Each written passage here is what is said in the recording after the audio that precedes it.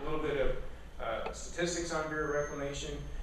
We are the #1 water wholesale provider in the United States, #2 when it comes to hydropower generation, and within the reclamation service area, we produce about, or agriculture served by our projects produces about 60% of your vegetables domestically and about 25% of your fruits and nuts. So we play a large role in providing water and managing water sustainably for the future. All right, so what I'd like to speak to you all about tonight is the Colorado River, and I'll start with a little bit of a basin overview. Hopefully that'll get everyone to sort of a cursory level understanding of where we are, who we are, and what's going on. Then I'd like to talk to you about the ongoing drought that we're wrestling with in the Colorado, and then focus on this Colorado River Basin study that we recently completed, and then make a few summary remarks. So to begin with the basin overview, here it is, the Colorado River Basin. It is in the southwest, as you might imagine, and it encompasses 6 U.S. states, which are shown here, and covers about 250,000 square miles. One thing I'll point out here is that the hydrologic basin is delineated by this heavy black line, but you see a number of red hatched areas. Those are adjacent areas that receive Colorado River water, and most notable, I'd say, is Southern California, but also the Front Range of Colorado and a little bit of New Mexico and even into Utah. So really, Colorado River sustains more than its hydrologic boundaries. Its uses extend well beyond the hydrologic bounds. As I was saying, there's 7 states. The upper division states are Colorado, Wyoming, Utah, and New Mexico. And then the lower division states are Arizona, California, and Nevada. And you can see there's a black line kind of delineating there. I don't have a pointer, but that's all right. Anyway, the black line delineates those upper and lower basins, and the reason that's important is that there's a compact between all these states. And the idea is that the upper states, where it's mountainous, where it snows, where most of the water comes from, have an obligation to the lower states to provide water. And that, in fact, makes up excellent. So our compact point is right up here, Lee's Ferry, which is just below the Glen Canyon Dam on the border with Arizona and Utah. So that's the point at which the upper division states deliver to the lower division states. It's measured and monitored. From the headwaters, the river's about 1,500 miles long all the way down to the Gulf of California. Provides municipal supply to 35 million. We had a discussion about this in the class earlier, and this number really varies a lot because these adjacent areas, the areas in red hatched, are a blend of supplies. And so in any given year, it can be more or less depending on how the Colorado River resources are being used. And this year is really an excellent example, and an unfortunate but excellent example, because California is going through a really unprecedented drought. And this Southern California area, LA, San Diego, they have 2 primary supplies, one of which is the Colorado River, and the other which is State Water Project, which brings water from the north down to their service area. And because of the unprecedented low snowpack, they have 0 allocation in that project this year. Previously, 35% was the lowest they've been. They're at 0 this year, so they're leaning on the Colorado hard. Additionally, ag plays a huge role in Colorado River water use. It's about 75% year to year, and irrigates somewhere between 4 and 5 million acres of farmland.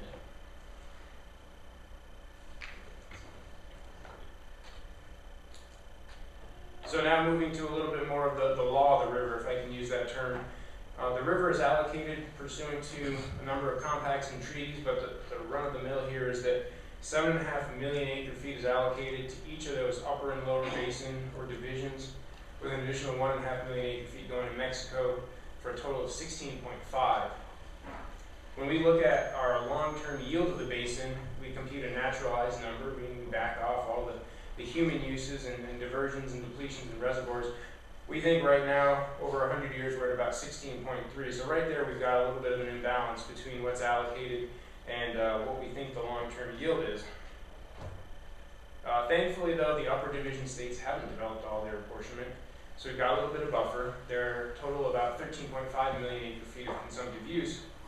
But that's consumptive use. When you throw on reservoir evaporation losses, that's an additional 2 million acre-feet, which bumps us up to 15.5, and all of a sudden we're running right up against that long-term yield. Additionally, the flow in Colorado is highly variable. Its standard deviation is about 30% departure from mean, so everyone likes to talk about what the mean flow of the river is. Well, an average year for me is a 30% deviation from that mean, so I'm never expecting the average. I'm always expecting some departure from that average. But in light of that variability, we have a ton of storage. Lake Powell and Lake Mead, notably, two enormous reservoirs, and some other smaller ones, and it makes about 60 million acre-feet of storage, which constitutes about 4 times the mean annual flow of the river. So it would take us about 4 years to fill all these reservoirs if we started all of them from empty and didn't deliver any water to anyone. So really a unique system in that regard, that storage to flow ratio. Very few systems in the world have that type of capacity. So there it is. That's my crash course on the Colorado River before we get into the nitty-gritty here. So let's talk about drought on the Colorado. So what we have here is annual flow at Lee's Ferry. This is that compact point I was talking about. It's not the total basin yield, but it's about 92% of it. So it's a pretty good meter for how the basin is doing. We've got data going back to about 1905. We've got flow on the y-axis, years on the x-axis. Each year is one of those blue bars. And then we've got a long-term running average in green, and we've got a 10-year moving average in red. And the couple of things I want to point out is that, one, the compact, that 1922 agreement that apportioned all the water, falls right here. Oh look, the flow is actually pretty high. Almost as soon as the ink dried on that agreement, the mean flow started to decline. And when you get out to present day, we're down around this 15 million acre-foot number, which is about a 15% decrease. So right there, a little bit of over-allocation perhaps. And then when you look at the 10-year running average presently, you see that it's way down, reflecting this drought that we're in. And that's actually about a 30% departure from what we thought we actually had back in the 20s when those agreements were struck. So really, we've got a unique situation on the Colorado in that thankfully we're not using all of our apportionments, but there's quite a bit that was apportioned that perhaps is not sustainable long term. So if we go into a little bit more detail on this drought, I've kind of pulled out just the last 14 years of record. That same data set, you've got the million acre feet on the y-axis, years on the x-axis. What you see here is the stream flow brought out a little bit in more detail. And there's that long-term average of about 15. We've only had 3 above average years in the past 14 years, and only one of which was really above average. The rest were, I would say, moderately above average. So right there, we're struggling. And then if I throw on our 14-year average, that's where we're sitting. We're sitting at about 2.5 to 3 million acre-foot deficit every year over 14 years. That causes some problems. So to give you a little bit more perspective, I'm going to bring in 2 more data sets, and so bear with me here.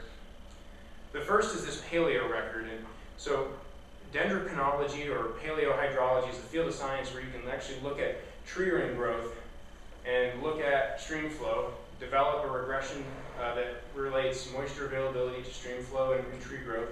And then during the observed period, you develop your equations. And then you back extrapolate as long as those tree rings go. In many cases, it's over 1,000 years. And so we've got this really long record. We love to look at it because it's longer, more variable, gives us a better idea of the natural dynamic of the system. And what we find is that this 14-year period, as compared to all the 14-year periods in that 1,200-year record, falls at the first percentile. And what that means is that 99% of 14-year periods that we compared it against were better, and only 1% were in fact worse. So with regards to long-term variability of the system, this is pretty much the worst you can come up with. There's a few that are worse, but just barely. So hopefully that's encouraging to you. But the last data set I want to introduce is climate projections that we use to inform hydrology. And so we took outputs, temperature and precipitation, from a variety of climate models forced with anthropogenic projections of future greenhouse gases. And we looked at, okay, what's the hydrology going to be if we look at a future scenario that's informed by these climate models? And what we find is that this 14-year period falls roughly between the 25th and 35th percentile. So it means it's bad, it's worse than the median, but it also means that 1/3 of those periods was actually worse off.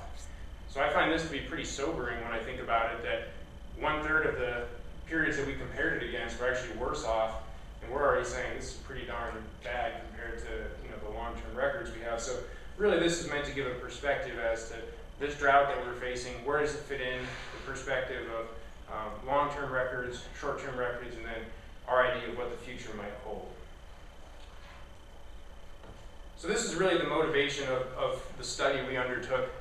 What you have here is a pretty simple plot. You've got volume of water supply, 10-year running average, and volume of water use, 10-year running average, and they converge right around now. And while we have big reservoirs that can help address that issue in the short term, it's not a sustainable issue or a sustainable paradigm to really go forward with. And so the question that we're wrestling with is, how is the future going to unfold? Are uses going to continue to increase? Is supply going to decrease? And what do we need to do in light of those challenges? So really that's setting up the discussion of this study that we undertook, and I'd like to share with you a little bit more about that. So here's that same figure you saw again, but this is introducing the study itself. The study had two main objectives. One was to look at long-term supply and demand imbalances. Even though it's motivated by the drought and the challenges we're facing today, this is more of a 50-year outlook. What are the policies, the projects, and things that we need to be doing to really make this a reliable and resilient basin? And then develop and evaluate those opportunities. So we aim to do these two things: future supply and demand imbalances, and then how do you start to come up with ways to address that? This study is unique in that it was conducted by the Bureau of Reclamation, but also the 7 basin states. We were all partners in this study, working on it together. And we had collaboration with a variety of other organizations in the basin, NGOs, tribes, just anyone who had a stake in this river that wanted to be a part of this. There was a place for their voice to be heard. It was a 3-year effort wrapped up in 2012 of December. And while it may not seem important to you all here, one thing we always emphasize is this is a planning study. It didn't result in any decisions. There's no threat here. I'm not going to come up with some sort of a decision based on this that's going to divert water away from your use and give to someone else or change things around. This is a technical foundation to then jump off and really start to address these challenges. So I left it in there because it's something we harp on so much. So I talked a lot about the different perspectives with regard to our current drought, and what it pretty much boils down to is the future is pretty uncertain. Hydrology, the water supply is uncertain, the demands are probably uncertain, and so if you put your time and effort into trying to predict the future, the only thing you can be certain of is that you're going to be wrong. And so the approach that we elected to take here was this idea of scenario planning. Let's define the domain of, say, reasonable futures and explore that. And this cartoon here kind of illustrates that. You can see that where we are now, we have a pretty good idea of what's going on.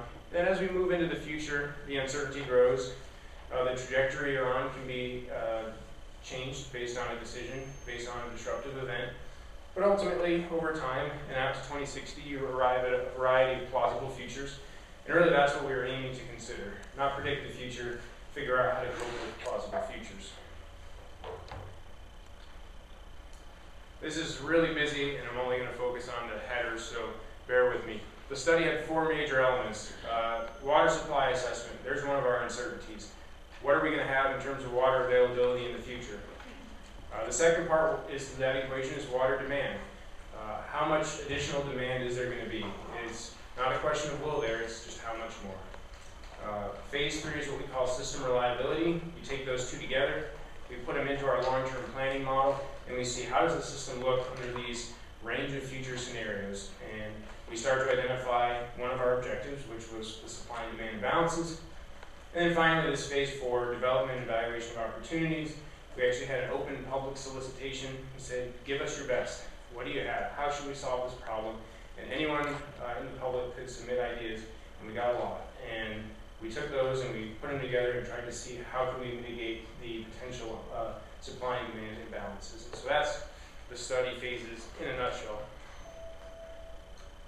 So I'd like to spend just a little bit of time talking about the different elements. We're definitely not going to get into all the details, but it's just helpful to kind of see how we approach this. What you have here are box plots. For those of you not familiar with box plot, it's a way to look at the distribution of data. And this is the mean flow from different futures that we consider box plotted. And so the first is Essentially using a paradigm, history is going to repeat itself. We look at our 100 years of record and we just repeat it as the future. Maybe not the wisest decision.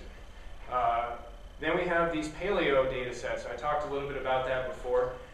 They're again historical resampling, so the past is somehow informing the future, but it's a much longer, more varied set of traces and features that we can look at. And you can see the mean and the median starts to change a little bit, and the variability starts to jump up.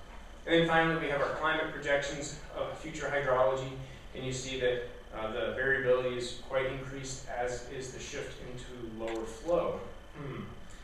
Some people were not so pleased with that. Some people questioned that, and rightfully so, because climate modeling is, they call it science, but it's a little bit of an art. And so one of the ways that we kind of ground truth this and said that we feel comfortable and okay with this is, there's the average flow of the river from 1991 to 2010, and it hits right at that median of the distribution.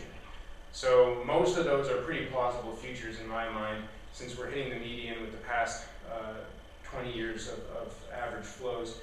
Some of the tails of the distribution, both high and low, you can argue, but I would say the meat of that is pretty realistic. On the flip side, we actually developed 6 demand scenarios, and the way we did that was we came up with narratives, storylines. How is the future going to unfold? Is there going to be a preference towards urban growth? Is it going to be more suburban sprawl? Is there going to be a reduction in agriculture? Is there going to be a slow growth because the economic downturn is taking longer to recover from than we thought? And so we put a narrative to all these different scenarios, and then we asked our stakeholders to work with us to quantify numbers to follow those narratives. And what you come up with here is our demands, and we have 3 time slices: 2015, 2035, and 2060. The differences aren't super huge in this figure because this is basin-wide across the entire Colorado River Basin. When you start to look at states and sub-state level resolution, you start to see more differences. But what I want to point out here is that growth is going to happen. We're going to have more demand, and we know it. We're not going to plan for less demand or the same. And agriculture is the biggest user on the Colorado, followed by M&I, and then tribal here, and there's a few other uses mixed in. And one nuance here is that tribal is mostly ag, so actually you double down, and ag, instead of being 50%, is more like 75%. It's how you color it, but it's important to note that really agriculture is a huge portion of the Colorado Basin, and so it continues to be in our future scenarios. Really why it looks less in the future is that the municipal portion is growing, and this is staying about the same. So percentage-wise, it may decrease, but ultimately it's about the same. You can see here that our population growth ranged from, 23% by 2060 out to 91% by 2060. So we could have a lot of people coming to this area over the next 50 years. However, per capita water use continues to decrease. In all of our scenarios, the amount of water that you're using every day in your house is going to go down. It's just a question of how much. We have water-saving technologies that are constantly coming online, and new policies and building codes. And it ranged from about 7% per capita decrease to 19%, depending on, again, those storylines, those narratives, and those preferences. And then last, I got this bullet here. Agriculture does decrease a little bit, but largely that's in certain select areas, and as a whole, you can see that it's pretty much preserved. So bringing together our supply and our demand projections, here's how that figure kind of plays out. And it's not pretty, but it certainly is helpful to at least know what the problem you're wrestling with is. Out to 2060, we like to say that if you squint and look at the median, the middle of both of those lines, or those blobs, it's about a 3.2 million acre foot per year imbalance. That's what we're wrestling with out in the future. It can be as much as 7 or 8 per year, or as little as nothing, depending on which future you pick. So really, this is kind of our halfway moment. This is where we got to. This is the challenge, and then the rest of it is, okay, how do we go about modeling and understanding this challenge, and then ultimately mitigating it. So I mentioned the system reliability analysis was really the phase 3 in our effort. We take our long-term planning model and we simulate the system over the next 50 years for each of these combinations, and we do it with and without these options and strategies. That way you look at how the system is going to be, how it's going to play out if you do nothing versus you start to do something. And throughout this effort, we monitored a variety of resources. We developed metrics for 6 different resource categories, because the Colorado, as I mentioned earlier, does support a variety of resources, and they're all very important, but sometimes competing. And so you've got water deliveries, electric power, water quality, flood control, ecological resources, and recreation. And so this map actually represents all the different metrics in our model that we were monitoring and recording throughout our modeling efforts. So there's over 90 of them throughout the whole basin, and that makes for quite a bit of results. All right, and then last we have this idea of how are you going to fill the gap, so to speak. How are you going to make the system reliable? And we had this open solicitation for public ideas. We got over 150 options submitted, and they were all included in the study. That's something important. We may not have been able to model all of them, but we did some type of qualitative or quantitative analysis to look at, how practical, how realistic was that. And we got some pretty zany ones. Towing icebergs from Alaska. Does that sound like something that we should really be pursuing? It's in there, and we talked about it, and we said probably not practical. But you can find your option of towing icebergs buried in one of our appendices, so you should feel good about that. No, but broadly we categorized 4 different types of options. Increase supply, somehow get more water into the system, or reduce demand. That's the other side of it. And then we also got what we would say modify operations, things like more institutional legal frameworks, transfers, exchanges, water banking, or even changing how you operate your reservoirs to store more water in reservoirs with lower evaporative losses. I mean, there was all kinds of ideas that got submitted here. And then finally, what we classified as governance and implementation, things like a stakeholder committee. That's really hard to quantify what the water savings associated with a stakeholder committee is, but it was something that was submitted. We also got population control or reverse migration submitted. Again, pretty difficult to implement, probably not a popular idea as a government or municipality trying to institute that, but again, these are the ideas that came in. And so this cartoon sort of shows the idea here. Through options and group any options into portfolios, we can hopefully close that gap or at least make it more bearable in the future. So what we did was to demonstrate that no one option is a silver bullet.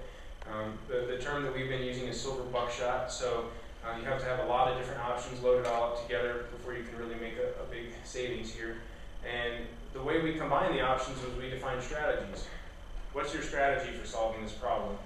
Is it a low energy strategy? What are the options that have a low energy footprint? Is it a high reliability strategy? We want the water no matter what. We don't want any year in, year out uncertainty and variability. And so we developed 4 portfolios that were generally options that fell into certain categories based on a criterion and a rating system we developed. And that was how we went to demonstrate how these options could be used, not to make recommendations. That's important. So this isn't the best slide, but I like to throw it in here just to show the sheer magnitude of the modeling we did. So this is the baseline modeling. You've got 4 supply scenarios. And when you look at all those 4 scenarios, there was about 2,000 different hydrology views the next 50 years. We had 6 demand scenarios, and then we actually had to make some operational assumptions about our reservoirs because we're looking so far out.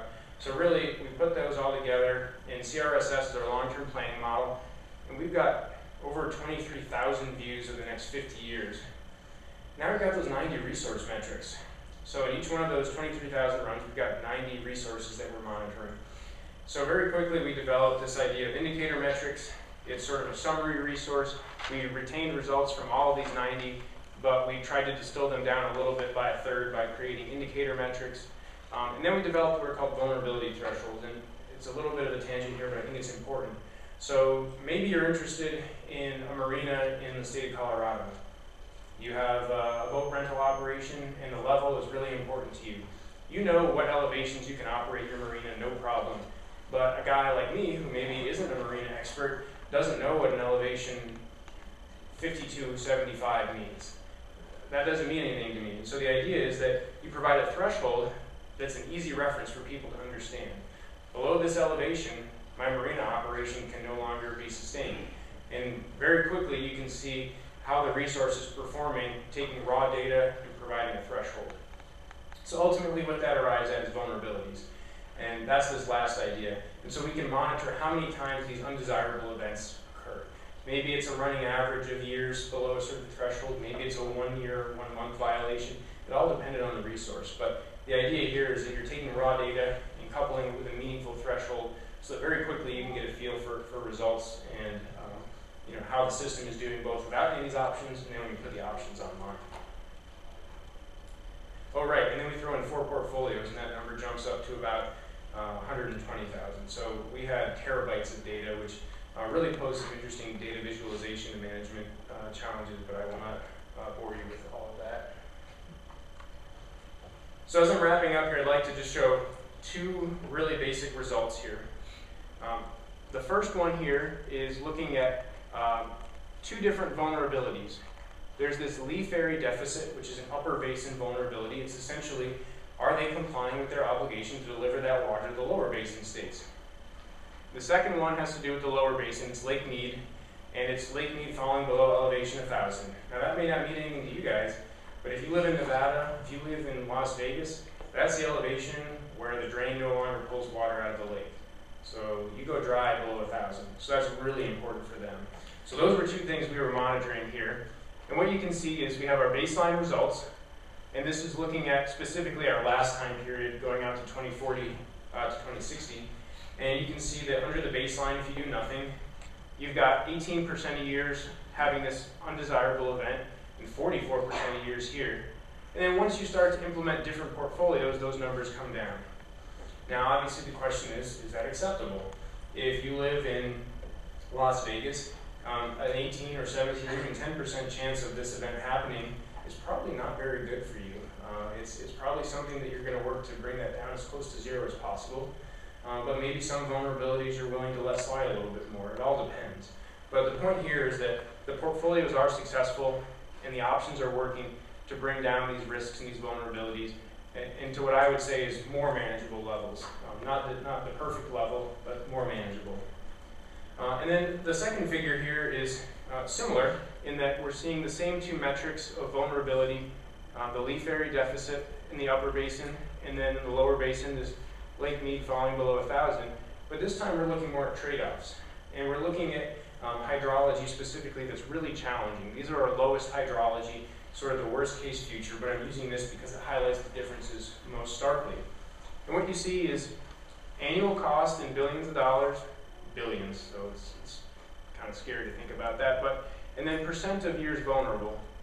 And so what we see is the baseline, if you do nothing, is about 30% of years vulnerable. Then as you start to implement portfolios, you see that those risks come down. And what's interesting is that Portfolio A and Portfolio C seem to do about the same job, except that the cost is $7 billion versus about $5 billion. So then you can start to go into, well, why is that? Is there a reliability issue? Is it a fundamental different approach? Or is one of these portfolios just better intrinsically at accomplishing vulnerability reduction at this particular metric? And then when you flip to the other side of the coin, it's interesting that the baseline is really high and that we're bringing it down into the same ballpark, which is encouraging. But now it's Portfolio A and Portfolio B that are the 2 best in terms of vulnerability reductions. And so you can start to say, okay, why is Portfolio B now cheaper than Portfolio A? And why is Portfolio B so much better than Portfolio C? We had, based on the first results, Portfolio A and C is really the front runners. But now all of a sudden, when you look over here at this different thing we're interested in, you see that Portfolio A and Portfolio B are now the 2 that are performing best. And that really helps you get your strategy. You start to look at the options that are included. Maybe Portfolio B has more lower basin centric options, and thus it's more appropriate for reducing the lower basin risks. And maybe Portfolio C has more upper basin options included in it, and thus it's more appropriate for that one. But anyway, this is the type of analysis we've done. I encourage you to, if you're interested, look at our full results, because there's plenty there to chew on and sort of digest, but this is just the tip of the iceberg. So the summary, the takeaway points. The system is vulnerable if we do nothing. I think hopefully that's resonated with you all. From that last slide, doing something can greatly reduce our risk. However, it doesn't go away, it doesn't go to 0. And so we need to constantly be aware of this and working on ways that we can further reduce our vulnerability. Interestingly, in the near term, all portfolios show that conservation, transfers, and reuse are the most soon ready, so it's not something that's going to take 35 years to build. We can do conservation, we can put transfers in place, and do that pretty quickly, and those are ways that we can bring in near-term resiliency while we're waiting for some perhaps more longer-term options to come online. And then when you get to the longer term, there are more trade-offs. I mean, that's just what it comes down to. Would you build a pipeline to the Mississippi? That was one of the options that got submitted. Some people say, sure, why not? We know how to build pipelines. We can lay pipe, we can pump it. There's tons of water, we'll actually reduce the flooding. People will like us, you know? I mean, that's the kind of things we got. But is that the type of paradigm you want to be leading yourself into? Infrastructure galore to sustain a certain area. And so there's a lot more trade-offs in terms of costs and resources and impacts as you get to those longer-term solutions.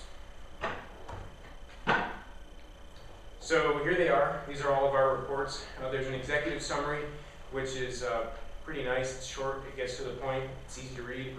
The study report runs about 100 pages, and each of the technical reports are 100 or more.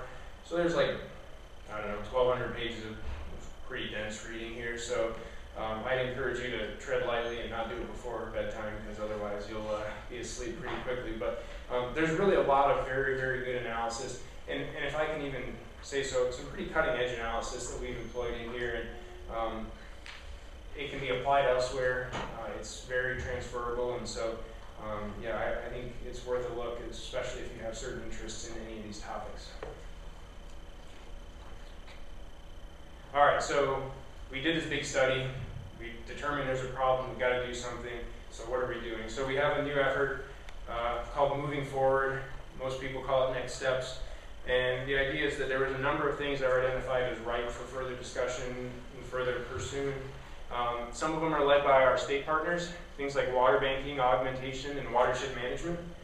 Some of them are led by reclamation. We're continuing to fund and pursue our climate science research, better understand what the future might hold. Also different modeling tools and development.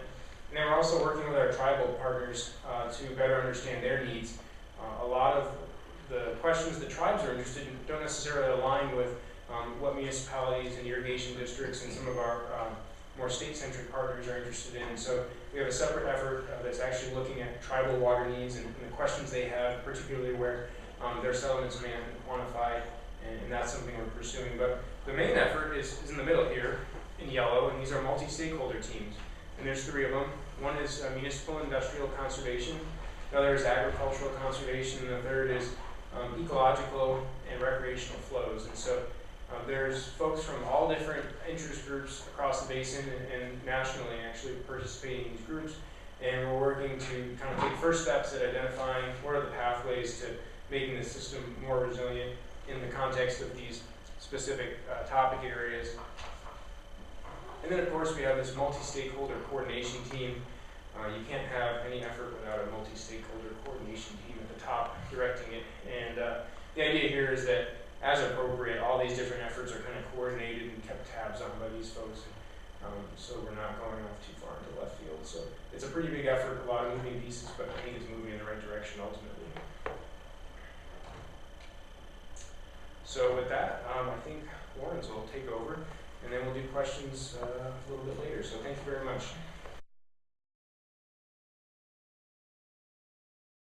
Good evening. I'm actually going to talk a little bit about the Colorado also, but I'm also going to take you on a whirlwind tour of other scarcity case studies in other parts of the U.S. and around the world, just to give you a flavor for how these issues are addressed in other places. But before I do that, I was told that, there's some summary portfolio. Oh yeah, I've got some, that's for later if people have specific questions. Q&A stuff. Yeah. All right.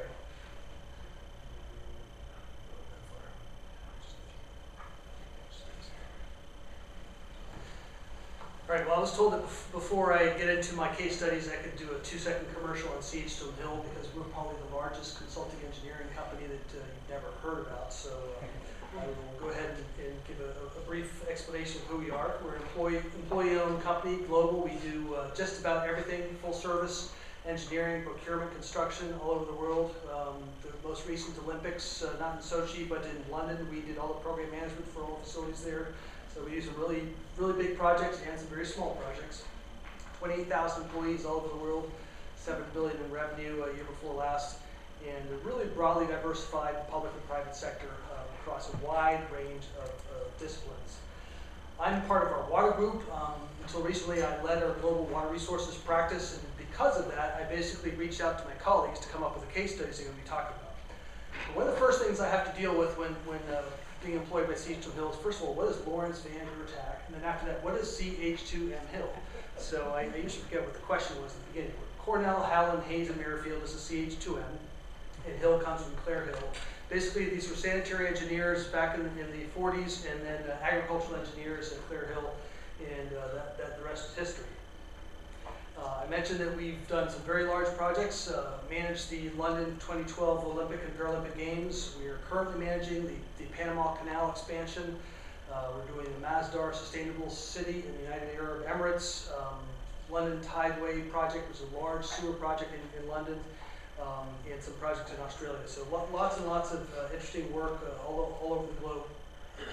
Essentially addressing water challenges of all sorts. Just a few data points on water scarcity I wanted to throw out there just to have some point of reference.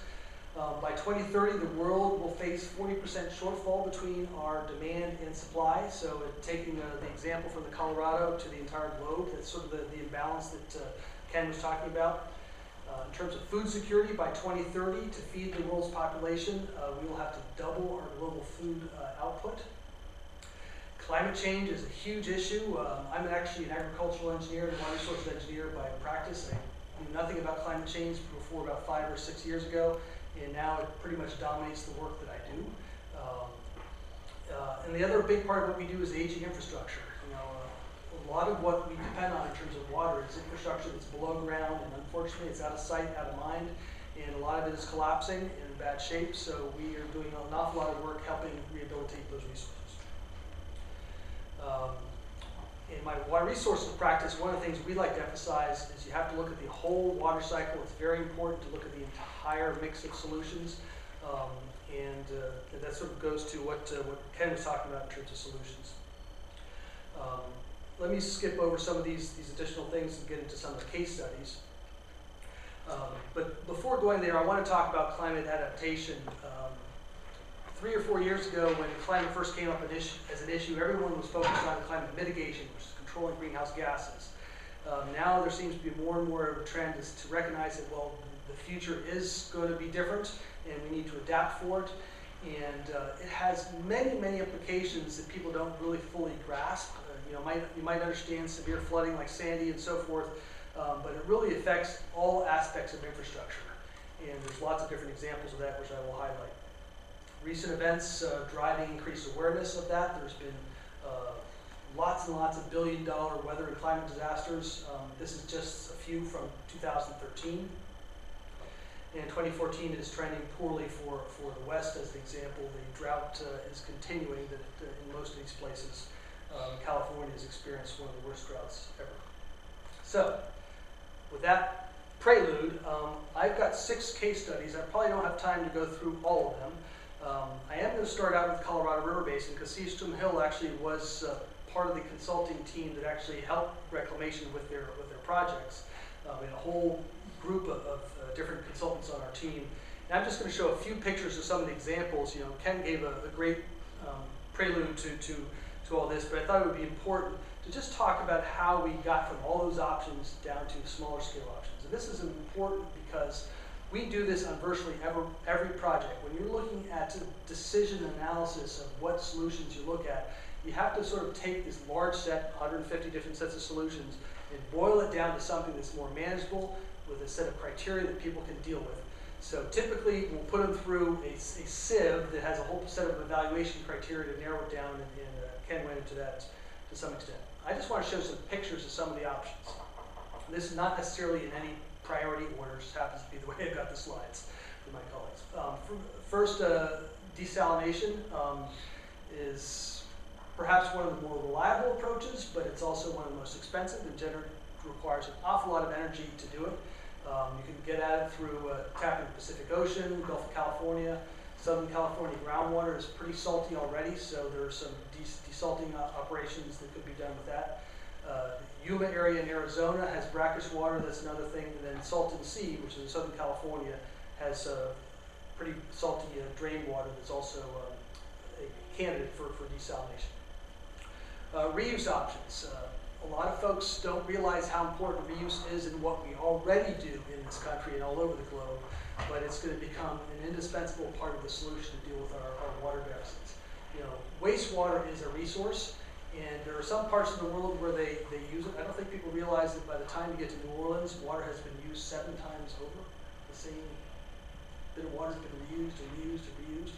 It's not necessarily designed to be reused. The level of treatment isn't where it should be.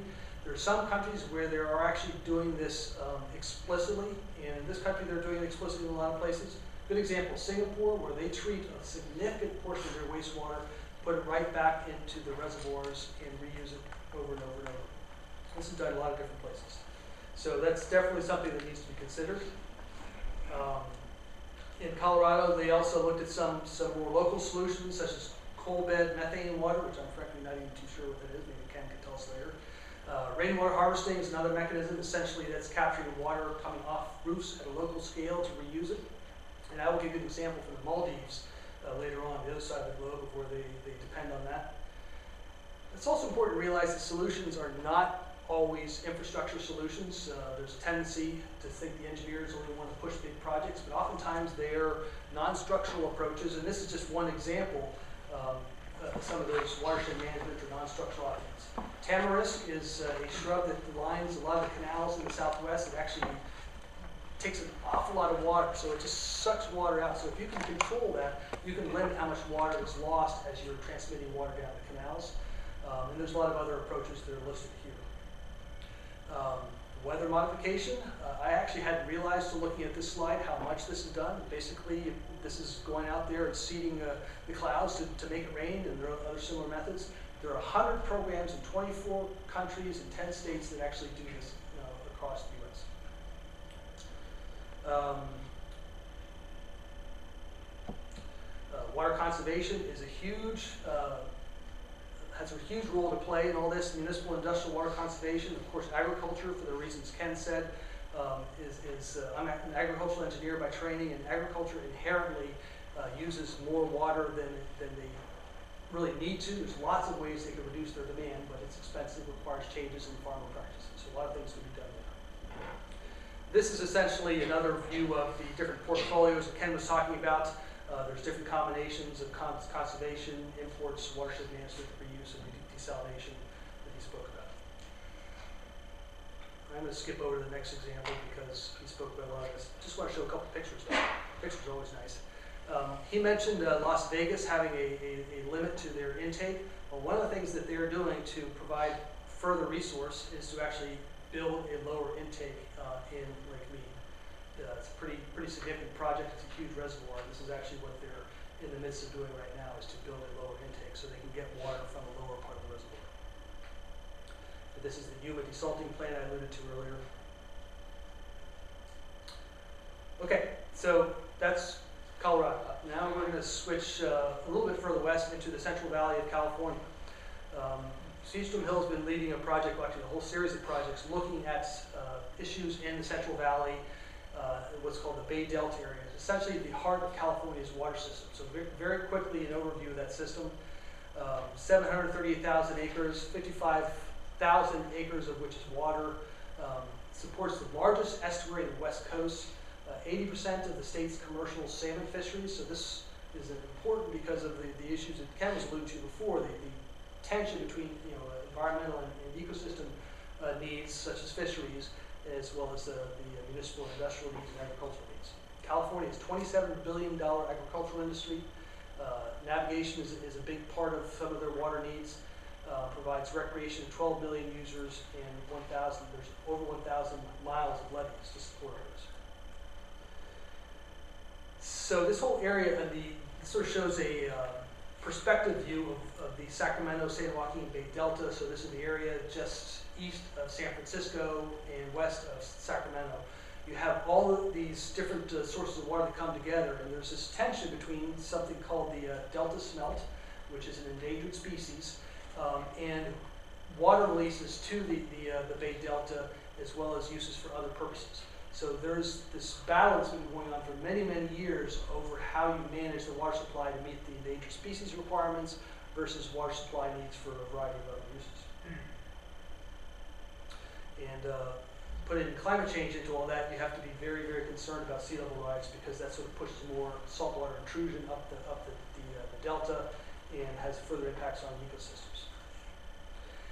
So very similar to what Ken was talking about for the Colorado River Basin, we've gone through an exercise of looking at a whole series of models and scenario planning, looking at climate change, starting with emission scenarios, so possible future greenhouse gas quantities, looking at climate simulations, putting those into hydrologic models, essentially similar models to what was done in the Colorado River Basin, looking at operations of the whole system, and then understanding how the resource changes based on all those inputs.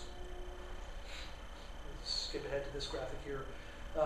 This essentially shows 4 possible futures, so it sort of goes to the scenario planning that we were talking about before. The first one is climate change, and what the different colors are here are essentially the amount of water that's available to meet demand.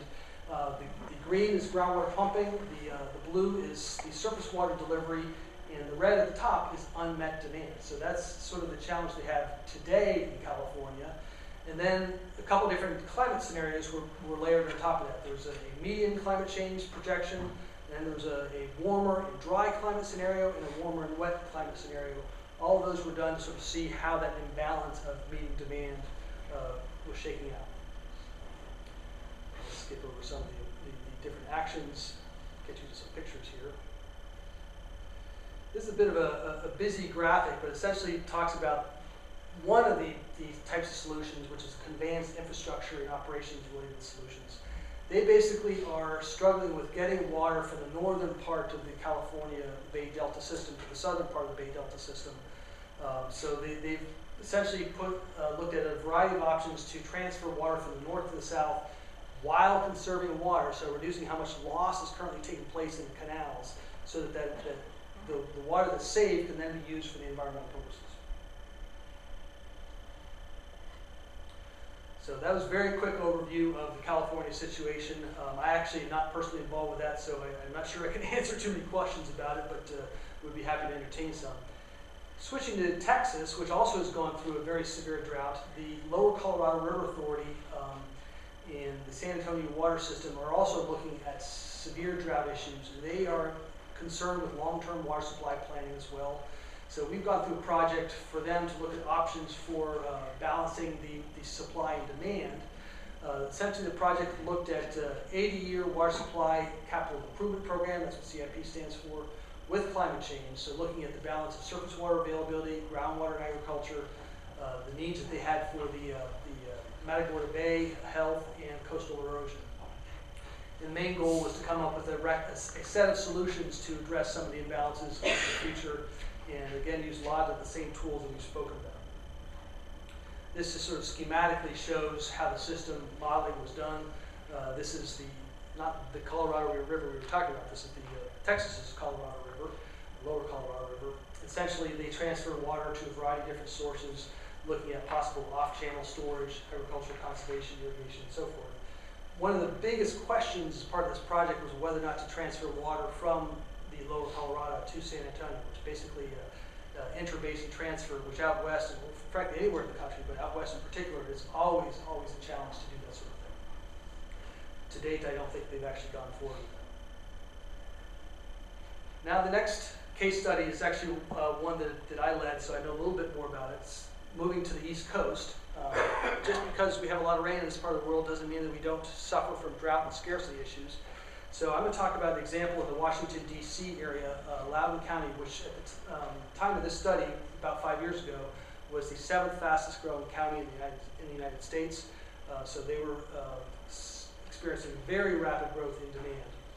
And one of the things that we ended up looking at, amongst others, was the possibility to reuse quarries as a way to store water. Now, a little aside, storage options, infrastructure options, are more and more difficult to do anywhere in the U.S. in particular, because the environmental requirements, the permitting challenges are enormous. But if you have the possibility of using an existing hole in the ground or an off-channel system where you're not actually impacting an environmental resource or wetland or endangered species, usually it makes it a lot easier to do that. So we have the option of looking at quarries, and I'll talk a little bit about that. So just location, Loudoun County is just west of Washington, D.C. If you've ever been to Dulles Airport, Dulles is actually at the eastern end of Loudoun County.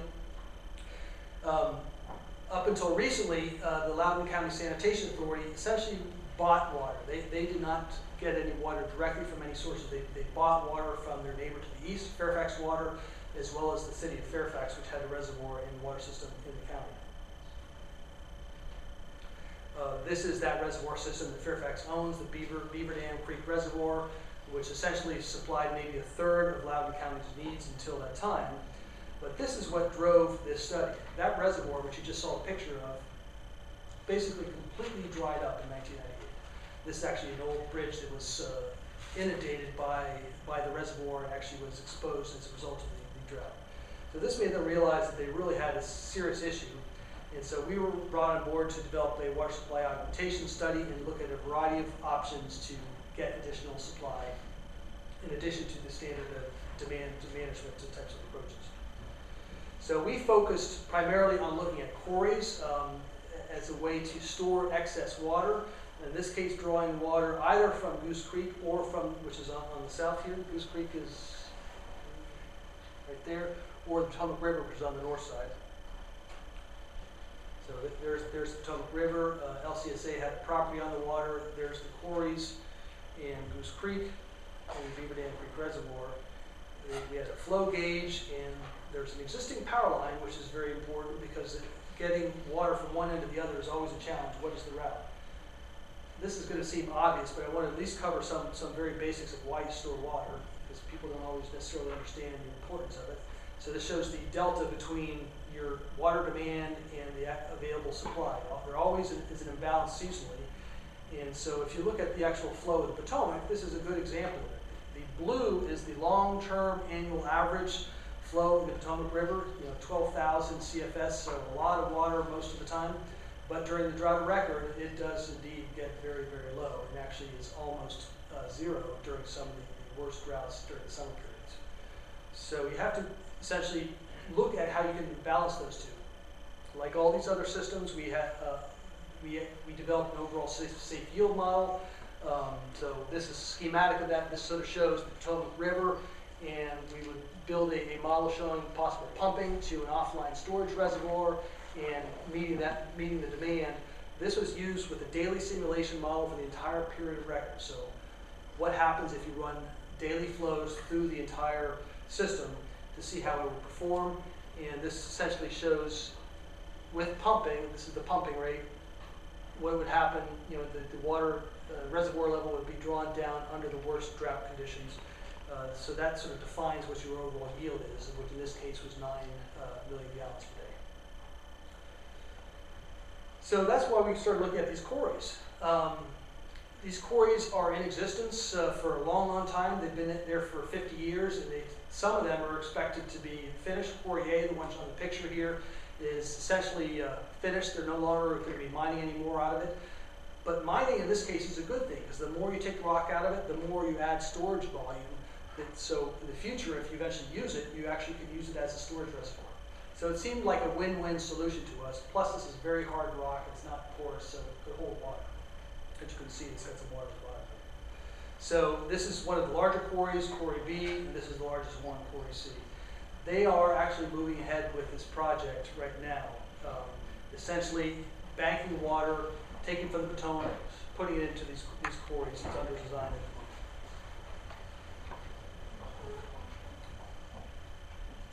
Couldn't help a cartoon. I'm actually in this picture somewhere.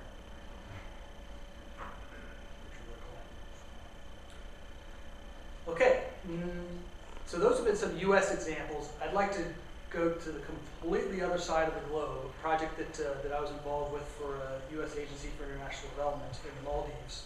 Anyone know where the Maldives are? Indian Ocean. Thank you. I've asked some of my colleagues, they didn't have a clue. So. It's definitely the best assignment I ever had. I took this picture on the right-hand side while while on duty.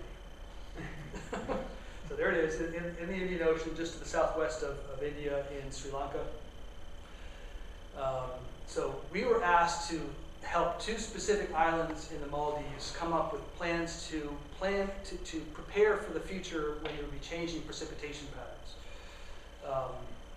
Very quickly, the Republic of Maldives consists of approximately 1,200 islands, 26 atolls spread out over a huge distance, and there's not very many people, 314,000 people, but they live on lots of these small islands. About 350 or so of the islands actually have people living on them. What's significant about these places is that it's very flat. This is actually the lowest elevation country of any country in the world. The average elevation is 1.5 meters. So with sea level rise, it's not a question of if they will disappear, it's a question of when. This country is going to disappear, it's going to go in the water eventually. Which is a very sad truth, but it is the truth. So, given that context, we were asked to focus on 2 specific islands, Didu and Henavaru. And these 2 islands have approximately 5,000 people living on them. This is an aerial photo of it. And essentially, we were asked to look at their water supply, wastewater, as well as sea level rise. I'm going to focus mostly on the water supply piece of it. The reason we actually got involved with this is the tsunami back in 2004 washed over these islands, caused a lot of damage, and after that, USAID came in and provided some additional resources such as desalting plants and other facilities. And so this is sort of follow-on activity to that. This is the other island, Henavaru. One thing I want to point out in this picture, you probably can't make this out, but one of their approaches to dealing with sea level rise is to just rebuild next door. So all of this land on the other side is actually coral reef sandstone pumped back onto land. It's about twice the height of the rest of the island. And over time, they're going to migrate from where the housing is now onto that new land. Not necessarily a solution we would have recommended. That's what they were moving ahead with. Another picture of Henavaru. So this is the Didu desalting plant. This plant actually is really there for emergency supply needs. It doesn't really meet the needs of the entire island's water supply. And what's unfortunate about this situation is this was installed in about 2005. Despite many efforts to train operating staff, the operations of this thing has basically failed. And it failed because of just 2 very simple things. My colleague in this next picture, he changed the chemical feed system in a matter of half an hour, had the plant running again. Hadn't been running in about 5 years. It's a real shame. All that being said, desalting is not really the solution for an island like Didu. It's actually probably the most expensive thing they can do because they actually bring in diesel fuel to supply that desalting plant. Most of their water comes from rainwater harvesting, as shown in this particular graphic. Virtually every house has a collection system that sends water into these tanks. And it rains, I think, 7 or 8 or 9 months out of the year, and so that's where they get the water from. The real challenge is how do they get through that dry season? It's 2, 3, 4 months of dry weather. So we did some projections, climate, sea level rise was part of it. I'm not going to talk too much about that, but we did also look at changes in rainfall patterns. And again, using the same global models that was used for the Colorado River Basin study, but localized to the Maldives. Interesting thing is that if you look at the annual projections, total annual precipitation is actually expected to go up in the Maldives.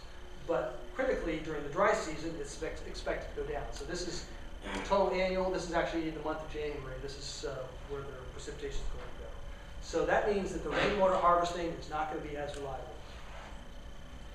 This is a bit of a busy graph, but essentially what this is showing is the changes in the reliability of the rainwater harvesting systems. And on the bottom it shows typical demand for a household in liters per day. And on this axis is the frequency of having an empty tank. Essentially how often their system would fail during a dry period. And so we were able to project that it was going to be much more frequent for them. But the mitigation measures were really very simple. Another tank, or more importantly, most of them didn't manage the rainwater harvesting systems very well. so that they weren't full at the end of the rainy season. So really some basic education and maybe adding a few tanks to these islands would go a long way towards improving their reliability. Okay, back to the United States. This is very, very, very quick. Back in 2009, for NACWA and AMWA, this is North American Clean Water Association and the Association of Metropolitan Water Agencies. So these are the large trade associations for water and wastewater in this country. They wanted to look at what the impacts of climate change would be on the water sector in this country.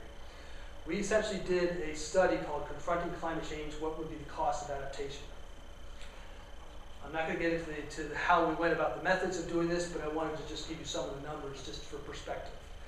On the drinking water side, this is above and beyond the cost for asset management, asset control. The estimated cost to respond to climate change by 2050, this was back in 2009, is anywhere from $330 to roughly $700 billion to respond to more drought scarcity, the need for more desalting plants, et cetera, et cetera. So this is the range of costs across the country in 6 different eco zones, climate zones.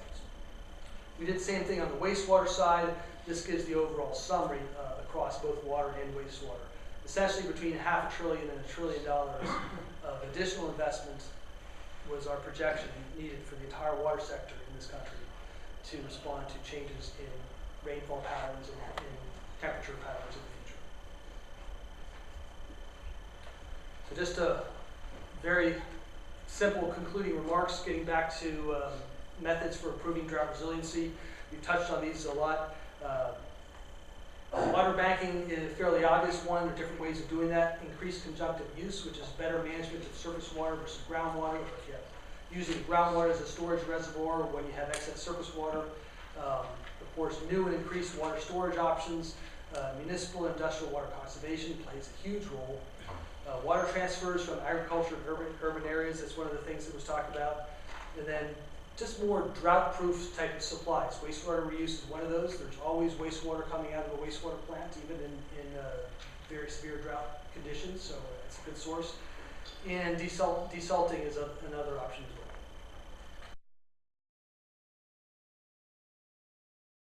I think I'll kick it off with a couple of questions to each of you, starting with you, Ken. You did your estimates looking at population change and then water use, and you talked about that per capita water use is going down, but doesn't the sheer number of people moving into the Southwest kind of counteract all the possible? And when do you think you might reach kind of carrying capacity in the Southwest with respect to population? And maybe we will see people having to move out. Sure, there's a number of questions there, and I think there are ones that we get quite a bit. And so if you talk to a municipal water provider in the Southwest, they're going to tell you right off the bat, we've been able to grow X number of people and all these number of measures without increasing our demand on whatever their supply is. And that's simply because the per capita use is going down, but the growth is continuing to go up. And that's kind of how they've been able to sustain in a lot of ways, since, say, the 50s. You hear a lot of examples of people being able to stretch their supplies further and further in light of this growth. But then you get to what's called demand hardening, right? And you get to a certain point where you can't go lower. You can't continue to reduce by 10% every 20 years or something like that. And the question is, where is that, and how appropriate is it to get to that demand hardened gallons per capita per day? Because one thing municipal water suppliers will tell you is they like a little bit of play in their system. They like being able to say, okay, no more outdoor watering, because that gives them a drought coping mechanism. When you're at the bare minimum, every person is relying on every drop of water, and then you get hit with a drought or some sort of a challenge. That's it. You really have to come up with some really creative solutions. To the second point, it's been raised in a number of ways today and previously last week actually, and water providers will tell you that their job is not population control or developing economic development policies. Whatever the population is, they're on the line to reliably provide water, and the question comes up, okay, is it in someone's interest to pursue those types of policies? And that's not my area of expertise, but I would certainly say that you'd be hard pressed to find any sort of government or political employee who would say, our policy is reduce growth. That's just not a economic paradigm that most people want to pursue. They want to attract the brightest minds. They want to attract flourishing businesses, and the way you do that is by having the resources to support them. And so we recognize it more of a challenge we're wrestling with, not something we're trying to necessarily revert, I would say. Okay. Well, one more question to you. See statistics that about, well, depending on the source, anywhere from 40 to 48% of the nation's water is used in the production of energy. Now, you showed a very small amount, relatively speaking, coming for energy. Is that just unique to that area, or why is there so little of the water demand for energy? Well, maybe Lawrence can help me out here, but we think in terms of a water delivery, water management perspective as consumptive use. So what efforts are actually consuming water such that it's no longer in the system to be used by someone else? I think you can see high percentages of water being used for energy production through things like hydropower. I mean, think about Grand Coulee. I mean, they generate, I think the installed capacity there is like 6,000 megawatts or something like that, which is astronomical. I mean, that's like 6,000 wind turbines all in one dam. But that water is still available for other uses. So my perspective, and I'm not sure if it's entirely correct, is that water has a strong nexus with energy, but it doesn't necessarily mean that water isn't available for other uses. And I think that's right. In my experience, those sorts of numbers have to do with the consumptive use. So it's has to do with other sorts of power generation, not so much hydro. And out west, Right. hydro plays such a big role. Right. Okay.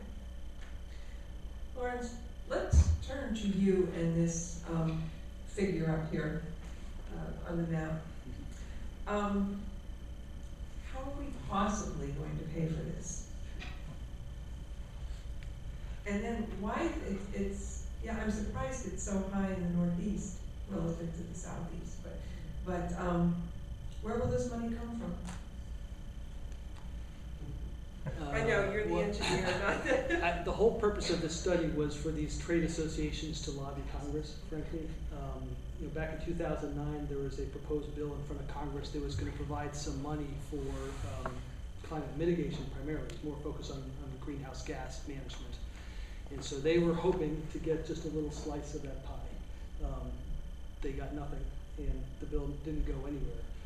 But the answer is usually going to be some combination of federal support and going back to what most utilities do now. They get it through their ratepayers. So it looks like we're going to be paying an awful lot more for water. We will be paying an awful lot more for water, and we currently don't pay enough for water. Right. Then just on the Maldives, you said it's not if, but when. And in some ways, you could look at Los Angeles, right? Say if. Well, it's not that low. not for its being low, but for its water supply and its viability. At what point do you kind of make a decision point that if it's just a matter of time, how far off do you have to be before you say, well, we shouldn't be making a lot of investment in making it viable if you know it's not going to be viable too far out? Does that ever come up in these discussions? No. I mean, it's usually a something that people dodge, but it's maybe over dinner and a few drinks you might hear those sorts of discussions, but it's rarely part of the overt discussion of options and whether or not things should be considered at all as a solution. Just one little aside, the Maldives hasn't gotten to this yet, but some of the other Pacific islands are starting to move their populations off the islands, recognizing that they also have a future that's limited. I think the Marshall Islands, for instance, there have been groups of 10,000 people moved to Australia and other countries already. Okay, let's open it up. Any questions out there? Go ahead. Yeah, working off of this slide, I noticed that the mitigation for wastewater is much cheaper than the drinking water. I live in the city of Cambridge, where my water bill is about 3 times higher for fresh water than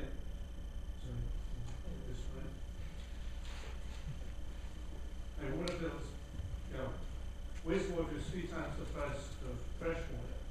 Should they be switching their policies?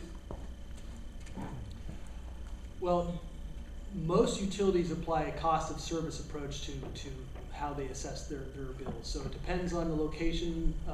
Some places you will see the relative magnitudes changed.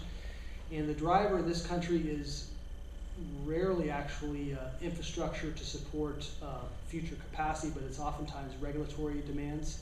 So here in the Boston area, you get most of your wastewater treatment out at Deer Island, which may seem like a huge and magnificent facility, but it has the significant advantage of having the ocean nearby, so their discharge requirements, treatment requirements are less than some other wastewater plants in this country. If you go to places actually near me in Washington, D.C., because of Chesapeake Bay, the treatment requirements for wastewater in the Chesapeake Bay are much, much higher than they are here. They're trying to get more nitrogen and phosphorus out to prevent eutrophication. So there, the cost of wastewater is going to be even more disproportionately high. I think out west, you'd probably see a reversal because water supply is such a challenge. You have to pump water over huge distances oftentimes and so forth. So I suspect that your rates are correct to recover their current cost. The problem is how are they planning for the future costs, and that's what this is. What about the economic, what about pricing as one of the ways to deal with this? Are those live options? Questions about pricing? A lot of conservation is definitely going to once you start. Sure, I mean, tiered rate structures are pretty much standard in any water utilities handbook in terms of how they can stretch their supplies further. You know, I heard an interesting study where they installed digital meters in people's houses, so you could actually see your water use real time, and the idea was that you'd use less, right? Well, what people became really good at was using just enough so they stayed under the next jump in the tier. And it really wasn't the objective, but it's an interesting sort of comment on, I guess, sociology or something like that. But you know, the question becomes certainly, to what point do you utilize that as your primary driver for conservation? I think there's probably more efficient ways to use your funds and time to have programs like the rebate type programs, water audits, that's another thing. There's a lot of pretty interesting advanced technology that's being used in the Albuquerque area actually, where you'll get email updates as to your water use. They can actually look at how you're using water, and if they see a spike, they can say, it looks like you might have a leak, and they'll email you and let you know and look into stuff. And so really there's a lot of ways to use technology to try and make people more cognizant of their water use beyond simply just cost. And so I think it's certainly an element, but it's one of many in the portfolio. But there was a comment that we aren't paying enough for water today. And so I don't think the incentive, I think setting a high dollar level is better than just incentivizing not moving up the ladder. So, you know, I don't think a lot of people are conscious of what they use for water. That's very true, which is why having the information is very valuable just to change people's behaviors, at least so you're aware of it. It may or may not always work. But I want to explain the basis for the comment I made that we're not paying enough for water. A lot of that has to do with the asset management side of it, the condition of the infrastructure. A lot of this infrastructure is way past its service life. You know, rule of thumb for most concrete pipe is 50 to 75 years, and a lot of places it's in the ground twice that long. It stays there until it fails, catastrophically sometimes. So what I was getting at is, you know, building up that rainy day fund so you can start preparing for that and replacing pipe before it breaks. And that's sort of Put it on the to-do list. Yes, put it on the to-do list, exactly. And actually, you know, most of these utilities have it on their to-do list. They don't have the, what shall we say, the wherewithal to raise the rates to deal with the long term, because these are long-term problems. Wasn't it in Atlanta when they did a major rehaul of their whole water system, that I think they had to raise prices? If I'm not mistaken, the prices went up maybe 183% is the number that's sticking in my head. That's quite plausible. There's a lot of jurisdictions who, because of this deferred maintenance problem, are now, you know, faced with just enormous costs, and so they are getting huge fee increases, sometimes over 10 or 15 years. So jurisdictions are facing $1 billion of infrastructure investment. Just one other example of that. In Miami, the Miami-Dade Water and Sewer Authority has suffered from many, many years of just avoiding maintenance of their sewers. And they're basically waiting for the regulators to slap fines on them, and they were put under something called a consent decree to manage that. They now have to go out and spend $1.5 billion in the next 10 years. Imagine their rates are going to go up pretty dramatically. If I may just make an editorial comment on this, I think as the policy person, what I see is, you've got 3 distinct solutions, and the decision is how you balance those. So one is just you price it, make it cost a lot more. That usually has results. The second one is you regulate or zone it. So zoning codes that require low flush toilets or a certain kind of shower heads, or even state regulations on the efficiency of appliances. And then the third one is more of a public education approach. And you need all 3. It's just a matter of how you balance those to get the most effect you want. I think we had Leslie and then Ruth. Going back to the question that Joan raised about energy, with the rise in hydraulic fracturing, is that, since that's a pretty water intensive, not really recoverable water use, how does that factor into these types of projections? Is that included yet, since it's a relatively new phenomenon? No, it was not reflected in these estimates. I'll tell you one thing, it's generating a lot of business for us. We're trying to make them do it right, because there's a lot of the early hydraulic fracturing that was not necessarily managed or regulated properly, so there's a lot of inappropriate waste, but it can be done in a safer, environmentally friendly manner. But you're right. I think for every single hydraulic well, I think I've heard numbers, it's like 3 to 10 million gallons of water required per well, something along that order. It's a lot of water. In our study, we did consider it in areas where there were provisional or conditional rights that were held by mining companies in some of our areas, and so it is included in there. But just quite honestly, when you look at the size of, say, ag operations, I think in the class before this, someone said that the ag irrigated by the Colorado River is greater than the state of Massachusetts area-wise. So, the fracking certainly is generating some interest, but in terms of magnitude, it's less of a big player, I guess I would say. Yeah, it plays a bigger role just where the shale is. I right. think, there's say the Ohio Valley, there's significant areas, and then Texas has got a lot of shale happening. I mean, for us actually on the Colorado, the issue is more environmental preservation. A lot of the shale is in areas that are fairly pristine. The northwest part of Colorado, for example, the White Yampa drainages, Dinosaur National Monument is up there. These are all pretty much virgin rivers. There's not a lot of dams. There's not a lot of infrastructure. There's just not a lot actually up in there. And there's a lot more concern over disturbing that environment and depleting those rivers for that purpose, more so than just the pure water side of it. It's the full picture. So I wanted to again pick up on one other point that Joan mentioned, which is the costs of staggering. How are you going to pay for it? I want to ask something related but different. The bands here, the uncertainty bands, if you will, they also look huge.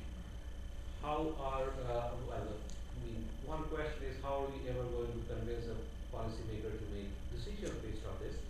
Although that's not, each time I'm confounded by the question. Someone assures me that policymakers are used to dealing with larger uncertainties, but as long as you can characterize this somehow better. So from that perspective then, given we're talking about climate, is there a way to characterize these huge variability, uncertainty into things like, here's the cost in terms of under preparedness, here's the cost in terms of investment, here is the part of variability that's potentially not reducible in the sense it's natural variability of the system. here is something that as we get more information, we might be able to get better at it and hence do a better job in terms of, adaptive management. Is there a sense of, do you get those questions? Is there a sense of trying to solve them?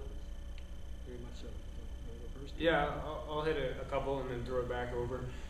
The first thing that I always think about is that, especially on the Colorado, we know that we're facing challenges. It's just how big. And so, to use the same metaphor, it's not a silver bullet, so you're not weighing, do I do it, do I not do it?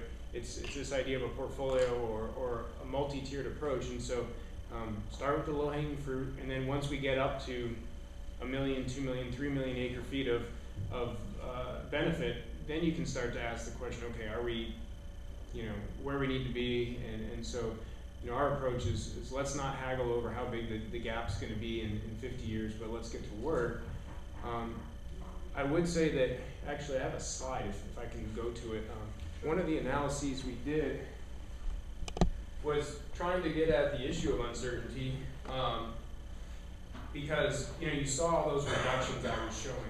This portfolio reduces it to 11%, but that's all predicated on the fact that you know what the future distribution is, and that 11% is really how much you can reduce it by, and so on and so forth. So we turned the question on its head a little bit. I'm trying to get to my slide here. Yeah, a lot of slides. No, that's good. Here we go. So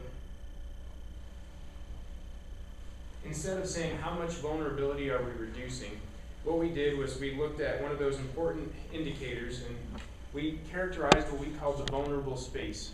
And we defined it based on certain conditions. And so on the x-axis here you have essentially a drought. What's the magnitude of a drought? And on the y-axis you have a long-term flow magnitude. And so what you see up here is if you do nothing, most of the bad outcomes are associated with these two factors. The first of which is a drought of a certain severity, and then the second is a long-term average of about 13.8 million acre feet. And what you're seeing is that of all the scenarios we explored, we saw most of them, the red ones that were bad, fell into this space. Now obviously we didn't capture all of them. There was like a little bit of an optimization going on here, but I think something like 85% of the red are actually captured in this space.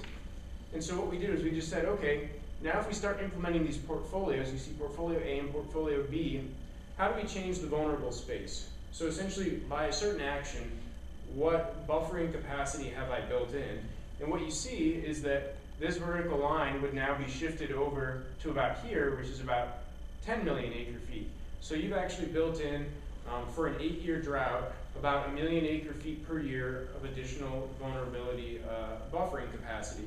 And so no longer are you trying to say, is this the right move to get me to 11% or 5% risk? It's saying, if I do this, generally we believe we're building in a certain amount of buffering capacity. And so that allows you to make an informed decision based on the idea of, I feel comfortable at this level, or at least knowing what I'm gaining based on a certain action, versus really trying to take a stab out there, and it's all dependent on, was my distribution of simulations really representative of what the future is going to hold? And so, yeah, this is a little bit in the weeds, but I think it's one of the cooler analyses we did, and that's why I didn't show it, but I'm glad I could show it now. So thank you for the question. So this is a question going back to the consumptive use versus sort of ecological flows distinction. A lot of the slides we saw had to do with water demand, which as I understand it, was basically focusing on consumptive or off-stream uses. Others were mentioning ecological flows as part of the calculus. I saw it was in the paper today, I think, that the Court of Appeals for the Ninth Circuit was ruling that the Delta smelt, needed the water, and that therefore it couldn't be, in fact, carted off down south of where it's currently found, which I think kind of reflects the idea that the Endangered Species Act is one of the few places where in-stream species actually have almost an equal footing with people in sort of demanding their water as part of the arrangement. Anyway, so my question sort of comes around to, I suppose in part, your discussion of vulnerability. Are you including ecosystem demands as part of what's maybe vulnerable when the water disappears or gets taken away? Is that part of the calculus? And maybe more specifically or historically, have you found, especially out west, that the Endangered Species Act is having a big effect on the work that you do? So yes. Yes. The short answer is yes, yes, and yes. No, the Endangered Species Act is certainly important. In the Upper Colorado River Basin, we have the Upper Colorado Recovery Program. There's 4 endangered fish: the humpback chub, the razorback sucker, the bony tail, and the Colorado pike minnow. They're all ugly as you know what, but they are endangered nonetheless, and we strive to protect them. And it's actually been a sort of a real example program of multiple agencies and across a large basin working together. Getting back to your question more of how we considered that in the study, I think if you talk to some of our NGO partners, they would say we didn't consider it enough. What we explicitly considered was where there was an in-stream flow right. Not a need, not an assessment, but a physical right pursuant to the prior appropriation doctrine. What we did do, though, is we had all these metrics across the basin, and we looked at, not as a demand, but as a metric. Were the flows in this reach depleted? Did they conform to, say, the biological opinion that's been offered on this particular species in this reach? And we did our very best, given that we have a monthly model. In-stream ecological flows are often daily or even hourly, so it becomes very tough to tease that information out. But we made a lot of efforts in terms of post-processing and trying to see, okay, what are the needs?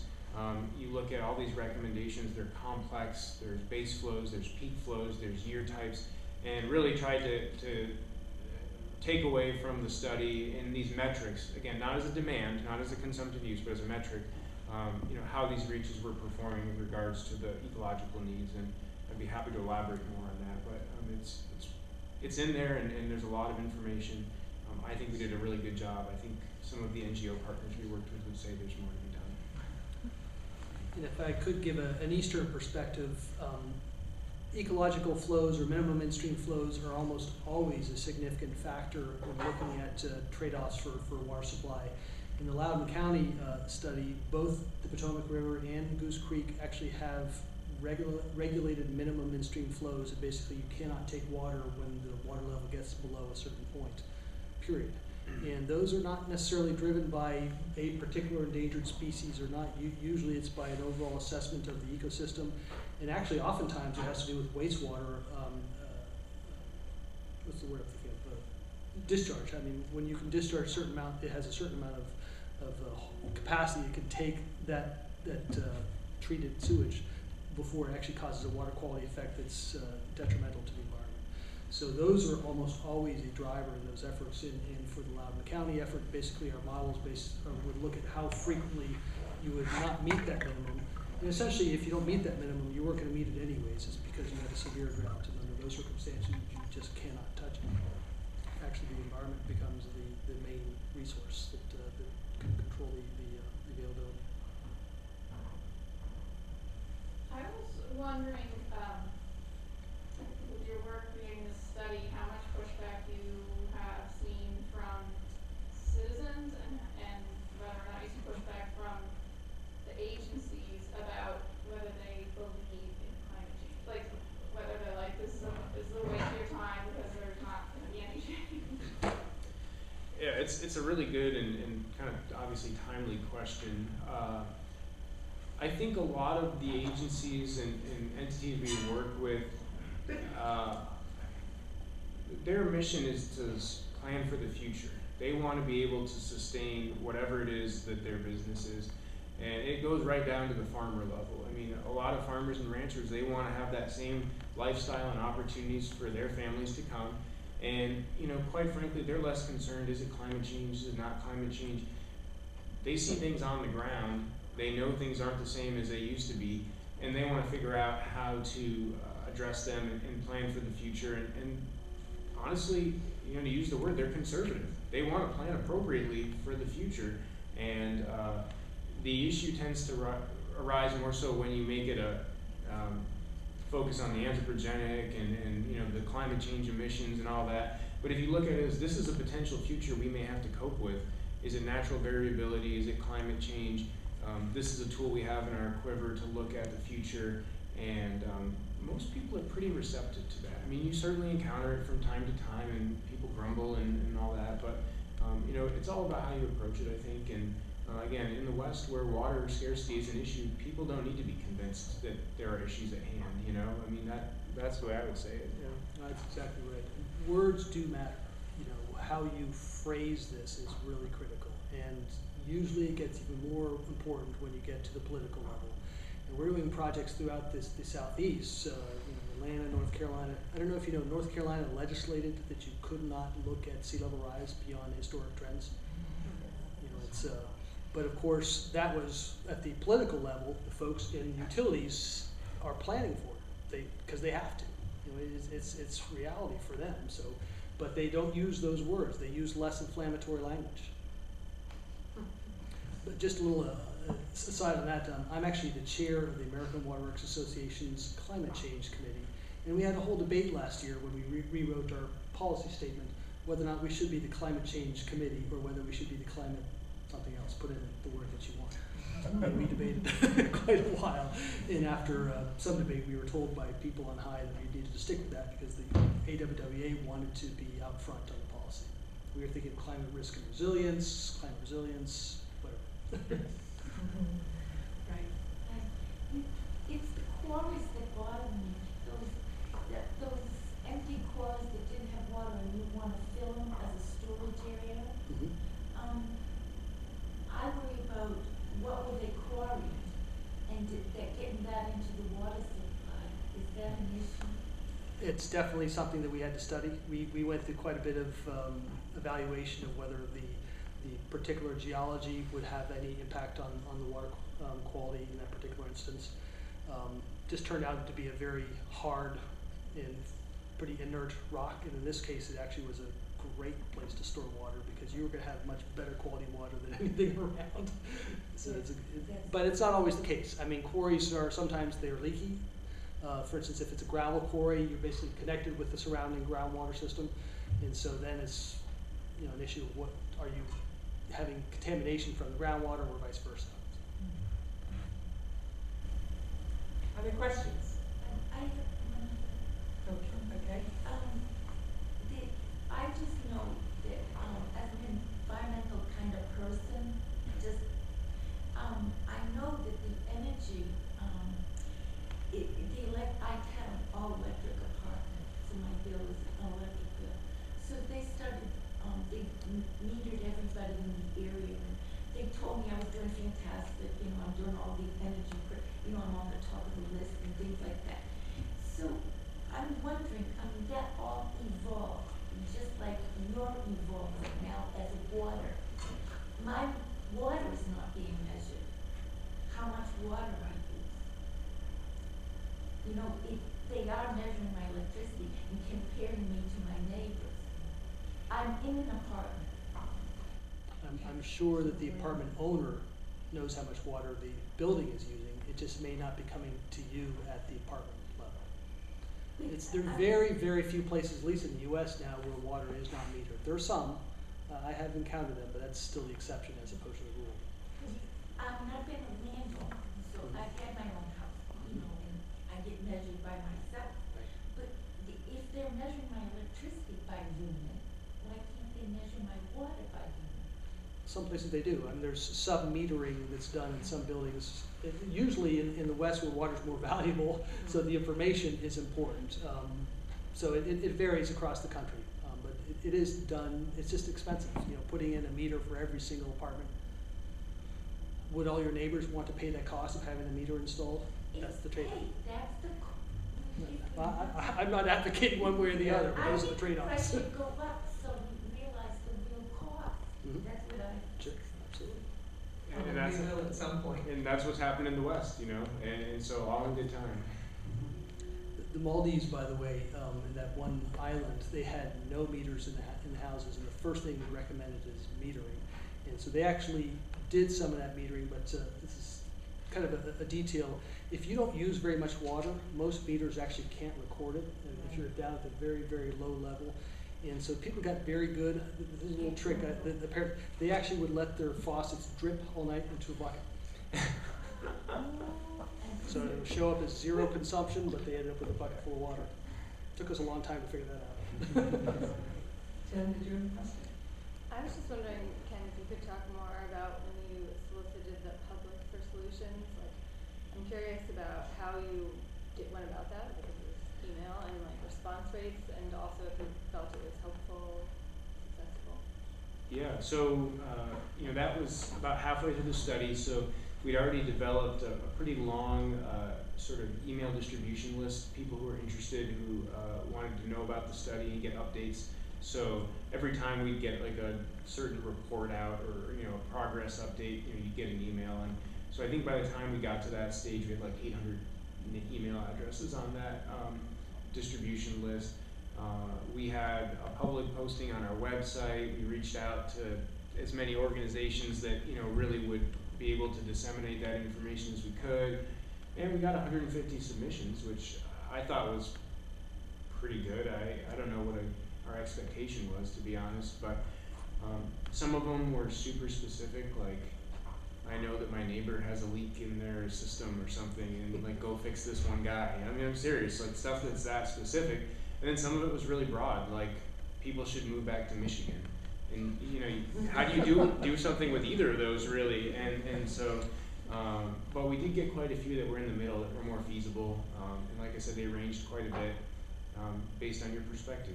Pipelines, imports, desal, a lot of infrastructure stuff came in, and you can do all those things. Do you want to pay for it, and what's the environmental impact? I mean, they're all very reliable, but at what cost? And there's multiple ways to define cost. And then there's the other perspective, which is the conservation route. And I think that conservation certainly plays a role, but there's not enough credit given to the organizations for what they've done already.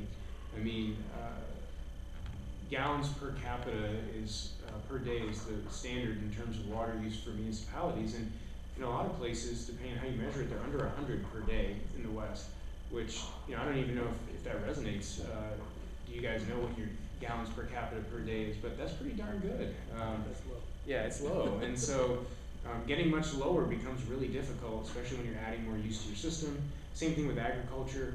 You can certainly do better, but at what cost? I mean, most agricultural interests are fairly senior water rights, so there's not a lot of incentive for them to do more with less because they're always the first call on the river.